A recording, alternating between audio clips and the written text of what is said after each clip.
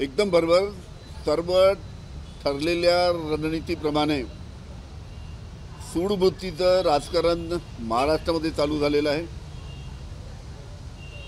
काही महिन्यापूर्वी उद्धवजी ठाकरे यांची शिवसेना पक्ष, त्यांचं चिन्ह हे एकनाथ शिंदेंना दिलं आणि काल इलेक्शन कमिशननी शरद पवार साहेबांचा पक्ष म्हणजे आमचा पक्ष आणि आमचं चिन्ह हे अजित पवार साहेबांना दिलं.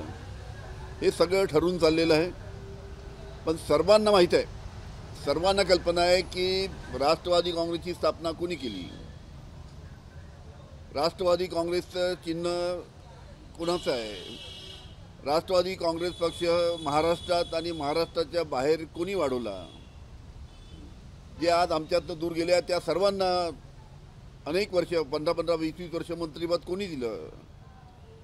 आणि अशा पद्धतीने ज्या व्यक्तींनी, ज्या शरद पवार साहेबांनी राष्ट्रवादी काँग्रेसची स्थापना केली, स्वतः ते पक्षाचे अध्यक्ष होते आणि अशा पद्धतीनं सूडबुद्धीचं राजकारण करून त्यांचा पक्ष काढून घ्यायचा, त्यांचं चिन्ह काढून घ्यायचं.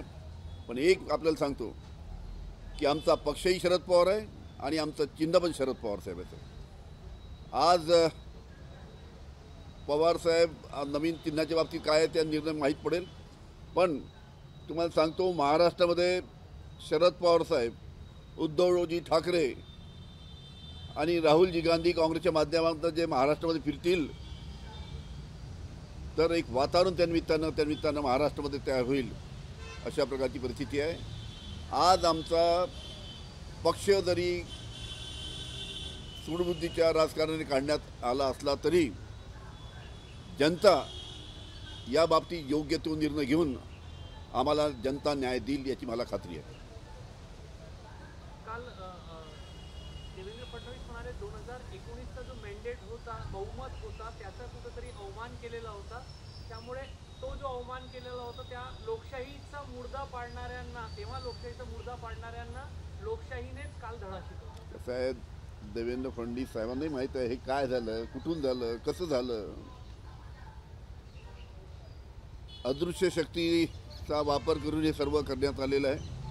हे सर्वांना माहीत आहे. आता काहीतरी सांगायचं, काहीतरी लोकांच्या समोर आपली बाजू मांडायची, या पद्धतीनं काही वक्तव्य कोणी करत असतील हे महाराष्ट्रातील जनतेला त्यानिमित्तानं संपूर्ण माहीत आहे की कशा पद्धतीने शिवसेनेच्या बाबतीत झालं, कशा पद्धतीनं काल राष्ट्रवादीच्या बाबतीत झालं.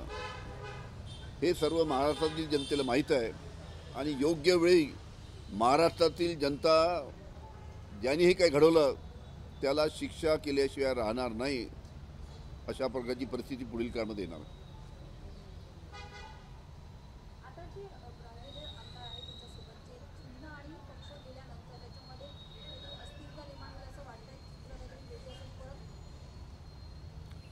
कुठेही अस्थिरता नाही. अस्थिरता कोणामध्ये आहे?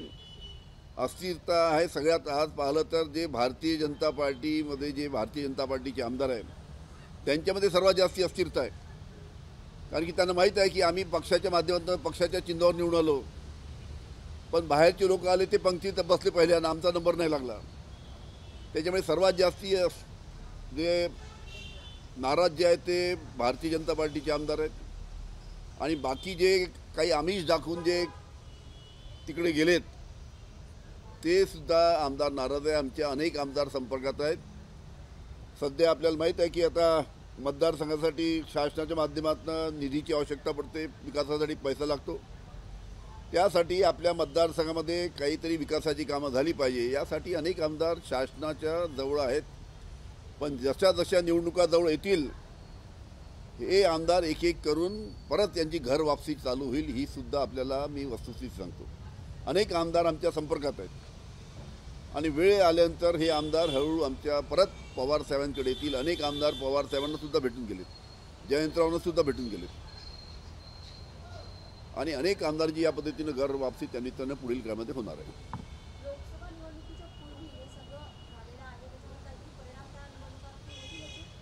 कसं आहे, आम्ही सक्षम आहोत.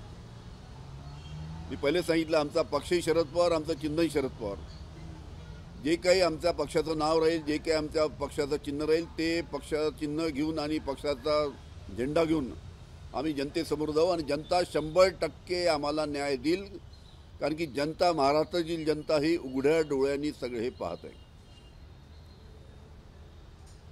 त्याचबरोबर आपल्याला मी सांगू इच्छितो की आज माझ्या मतदारसंघामध्ये पारटसिंगा या गावामध्ये आज भारतीय जनता पार्टीच्या माध्यमातून एका महिला मेळाव्याचं आयोजन केलेलं आहे.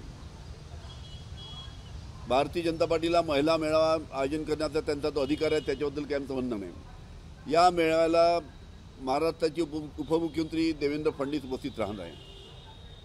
पण हा पक्षाचा महिला मेळावा त्यानिमित्तानं आयोजित केल्यानंतर या पक्षाच्या मेळाव्याला राज्य शासनाच्या माध्यमातून म्हणजे या पक्षाच्या मेळाव्याला खंडविकास अधिकारी BDO काटोल यांनी ऑफिशियल पत्र पाठवलं सर्व सचिवांना की तुम्ही ग्रामपंचायतच्या खर्चाने प्रत्येक गावातनं 100 महिला घेऊन या मेळाव्याला उपस्थित राहा, अशा पद्धतीचं खंडविकास अधिकारी म्हणजे BDO काटोल याचं पत्र त्यांनी पाठवलेलं आहे. म्हणजे कशा पद्धतीनं राजकीय कामासाठी शासकीय यंत्रणेचा वापर करण्यात येत आहे याचा हा अतिशय जागता नमुना आहे. कसं काय खंडविकास अधिकारी का काटोल पंचायत समितीचा प्रत्येक सचिवाला सांगू शकतो की तुम्ही या मेळाव्यासाठी, भारतीय जनता पार्टीच्या मेळाव्यासाठी 100 महिला घेऊन या म्हणून? हे अतिशय धक्कादायक. अशा पद्धतीत आम्ही कधी पाहिलं नाही की शासनाच्या खर्चातनं एखादा पक्ष आपला मेळावा भरवतोय. ठीक आहे, भारतीय जनता पार्टीला त्यांचा मेळावा भरण्याचा अधिकार आहे, पण शासकीय खर्च BDO पत्र काढतो, त्यांना फोन करून सांगतो की तुम्ही मोठ्या संख्येनं प्रत्येक सरपंचाला आणि सचिवाला फोन करून सांगतो की तुम्ही या मेळाव्याला उपस्थित राहा. याला आमचा विरोध आहे आणि ज्या कोणत्या व्यासपीठावर आम्हाला संधी मिळेल त्या व्यासपीठावर हा विषय आम्ही मांडू. 100 महिला ग्रामपंचायतच्या खर्चाने आणाव्या, म्हणजे 100 महिला ग्रामपंचायतच्या खर्चाने या भारतीय जनता पार्टीच्या या महिला मेळाव्याला आणाव्या, अशा पद्धतीचा आदेश खंडविकास अधिकाऱ्यांनी काढलेला आहे.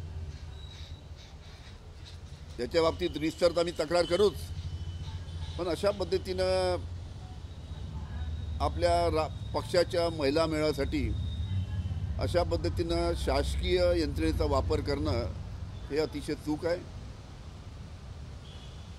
आणि अशा पद्धतीचा आपल्या शासकीय यंत्रणेचा वापर केव्हाही राजकीय कामासाठी करण्यात आला नाही. तो आज या मेळाव्याच्या निमित्ताने तिथे होत आहे. ABP माझा, उघडा डोळे बघा नीट.